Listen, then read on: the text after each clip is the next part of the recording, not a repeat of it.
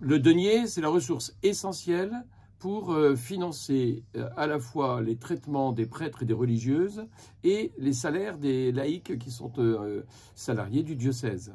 C'est affecté essentiellement et uniquement à ça. La première évolution, c'est qu'il baisse. Et il baisse d'une façon drastique. C'est pour ça qu'il faut vraiment qu'on réagisse. Donc ça, c'est la première évolution. C'est une évolution très négative. Il y a différentes raisons. On pourrait revenir sur toutes ces raisons.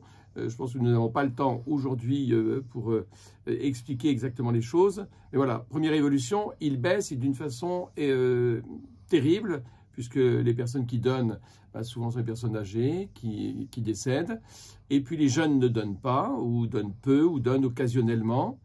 Alors ça s'est appelé pendant un temps le denier du culte, et ensuite ça s'est appelé maintenant le denier de l'Église, qui est effectivement une appellation plus large, parce que le culte, ça faisait un peu référence à juste les messes, juste les baptêmes, les cérémonies, alors que l'Église, c'est je donne de l'argent pour la vie de l'Église. Alors les travaux en cours, je pense que beaucoup d'auditeurs peuvent se rendre compte qu'il y a eu des gros travaux, que ce soit dans le Perthois où on finit les travaux qui sont dans le presbytère de Vitry. Il y a eu Cézanne aussi, il y a un peu plus longtemps Épernay. Ça, c'était les gros travaux qui ont été faits, grosses tranches de travaux qui ont été faites pour pouvoir réunir effectivement les prêtres dans un ensemble immobilier où ils puissent avoir un appartement et aussi des salles communes pour travailler et accueillir les personnes.